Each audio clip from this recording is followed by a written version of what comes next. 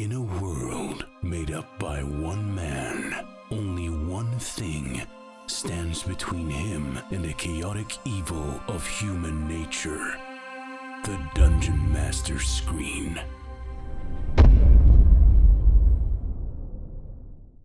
Hi everyone, thanks for joining me for another video. Oh, how good was that intro? Thanks very much to Leif from Debs and Dice for recording that one for me. I really appreciate it, mate. Really made the start of this video a bit different than previous ones. Now today I wanted to show you all a quick and fairly easy Dungeon Master screen that I made up for a friend of mine recently. This one's a little less of a strict tutorial. I won't be explaining all the finer details here, but you should be able to get a good sense of how this all came together. I was able to try out some new things and do a little bit different project for this video, and I hope to share a little bit of what drives my hobby ideas with you today. So with that said, if you have any specific questions relating to the build, please drop me a comment below and I'll absolutely do my best to answer it for you. I may do a more detailed video on something like this down the track. Now I know I've been deviating from terrain tutorials a little bit recently, but I will be returning to the usual content very soon, and I'm sorry if this type of video isn't what you're looking for from the channel, but like I said, I will have some more terrain stuff out very soon. Now the main boards I'm using for this screen are simple plywood. I bordered them with some thin cut timbers. I think it's maybe red cedar or something like that, but it really doesn't matter too much. I just went with a slightly darker timber that would contrast with the ply nicely, and also cover up those edges of the plywood to give it a slightly nicer look.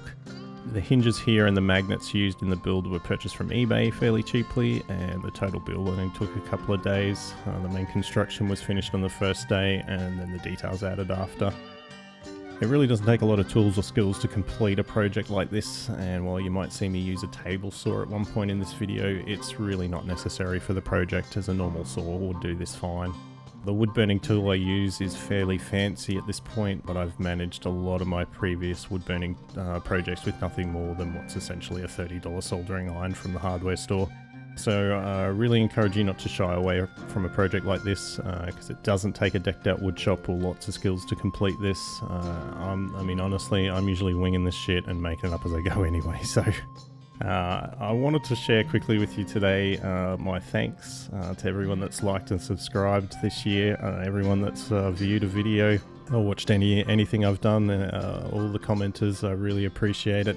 I really like getting the questions and having a chat to you guys. I hope this video isn't too boring for you, but I did want to say I get a lot of satisfaction from completing my projects and videos here. And I think I learned a few years ago that when it comes to new skills or hobbies, the idea that, you know, I could never do that sort of thing really holds us back from that sense of satisfaction that we currently get from, you know, painting a miniature or making some terrain. Now, only a few years back, I was really stuck in the work grind like most of us, and I was doing very little with my downtime. Usually just playing some video games or watching TV to fill the free time, but it was fairly routine and same.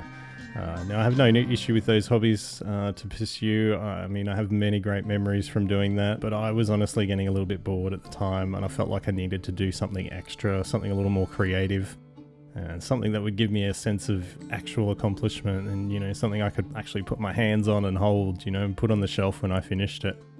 Now, one of the first projects I took on, looking back, it was way too big and complicated for me at the time. I was a little bit ambitious. But I wanted to build a toy box for my newborn daughter. I had zero woodworking experience, and to be honest, I ditched woodworking classes in school to move to cooking classes because I was just so shit at woodworking. But at the time I had a small garage I could use and a little bit of income I could throw at some cheap basic tools to get the job done, and after quite a few weeks, it might have even been a couple of months, you know, I watched a lot of YouTube video tutorials. I made a ton of mistakes. I wasted lots of bits of timber, but I actually completed that toy box, and it didn't look too bad, honestly. It's still in her room now, and it's still full of toys. But I think more than that, I was really stoked and honestly so proud that, you know, I'd managed to, you know, start something completely new and finish off a real project that I'd have in my house for years and years. And it really gave me motivation to look at things differently, you know, different hobbies differently. Now, I mean, I continued the woodworking and I slowly made up new things to build and try, and at that point I really felt like, my eyes were way open to the possibilities of so many other hobbies I'd always considered way too difficult. I mean, I knew I was never going to be crafting world-class stuff or, painting gallery quality art. But if I was doing this stuff for myself and, not for other people's approval, it really doesn't matter. I mean, you can learn the fundamentals of a craft and spend some time practicing. It really does give you some confidence to punch out some fun projects and have some things around the house that you actually make yourself. So from there, I dabbled with some airbrushing. It looked like a lot of fun to me. I mean, as I said, I wasn't confident to be creating, hang on the wall art necessarily, but I thought there was some fun things I could do with it. So I went about learning some basics, and I realized, especially with airbrushing, you really don't need to be an artist to create some cool shit. With airbrushing, a lot can be achieved with a few stencils and some decent paints. So after completing a few things like painting my PC case with a Star Wars theme and putting some really cool paint jobs on some plastic models, I decided to invest in a proper setup and get some quality gear. And since then, there's been many times I've called that airbrush setup one of my best hobby investments, and I would still do so today. It comes in handy so often now, and I have zero regrets putting my money towards that. The same can now be said for this wood burning project I'm doing today.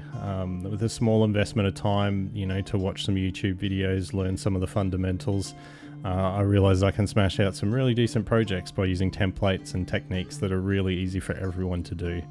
It doesn't require an art degree or some kind of natural talent to draw and paint or anything to get these projects out. And I mean, inevitably you'll have some rough projects or make some mistakes here and there, but every minute spent doing these things, you get a bit closer to being more proficient and a little bit better, and you'll be able to decide whether or not it's worth you upgrading to better tools and taking on harder projects. I mean, we can really see this when we paint miniatures. I doubt there's a person out there painting miniatures that started out with really high quality paint jobs. I'm sure more than most of us get into the hobby not being artistic, but when we look back after 12 months and see the quality of our miniatures at that point and how much they've improved, we all have that sense of pride in seeing that improvement in that amount of time. And I think that the thing that really became clear to me over the past few years is that's really true for nearly all the new hobbies or endeavors we put our mind to. I mean, whether it's something as small as painting miniatures or as ambitious as making furniture, I think you can really make some ground by spending some time on it, and really learning the fundamentals. You'd be surprised what you can really accomplish if you go into a new thing with a realistic expectation and a little bit of confidence to have a go. And you spend some time practicing and learning, making some mistakes, tackling different types of projects, that we want on our shelves, instead of focusing on things for other people to approve of. I really urge everyone to try to look at the things that you see people doing that interest you in a different way, not in that, wow, I could never do that sense, but perhaps in a more, that looks fun, I wonder if I could do something half that good, I've seen some crazy good wood burning artists that make some insanely good art, but it doesn't dissuade me from what I'm doing, because I don't need to be that good to get out of this hobby what I want and need. You really don't need to be the best at everything. You only need to be better than you thought to get that sense of pride and accomplishment that lifts us up with each project we complete. And that can be really easy to find in so many different things. I mean, this year I found myself in a fairly tough place. I've been out of work for the entire year, and the family's surviving on one income at the moment. But it's been really rough as far as my mental health goes this year, and I know I'm not alone in that regard. But I got some help and found a lot of support here from YouTube and my Patreon supporters, which is why I continue to power forward with this right now and keep producing these videos. The income from this is really small. I mean, it's mostly covering my materials now to keep making this stuff. I have the occasional commission piece to bring in some extra cash here and there, which I'm really grateful for. And if you're one of those people that has helped out via Patreon this year, I can't thank you enough. I know some of you have come and gone from there, but I'm still hugely thankful for any contribution you've made to the channel, as it's really helps not only continue this hobby I have now of making videos, but helps relieve some of the financial burden that can bring to be constantly making tiny houses. If you've got this far in the video, or you've subscribed or watched any of my videos this year, you also have my thanks. It's been a real lifesaver for me to have people watching and subscribing to the channel. A real motivator for me to keep going and keep coming up with new ideas and things to make, which really does help me on so many levels. So a huge thank you to everyone. I hope you all have a fantastic holiday season. I wish you all the best into the new year. I look forward to continuing this hobby of making videos for you. I hope you continue to enjoy it. Take care and all the best. I'll see you in the next video.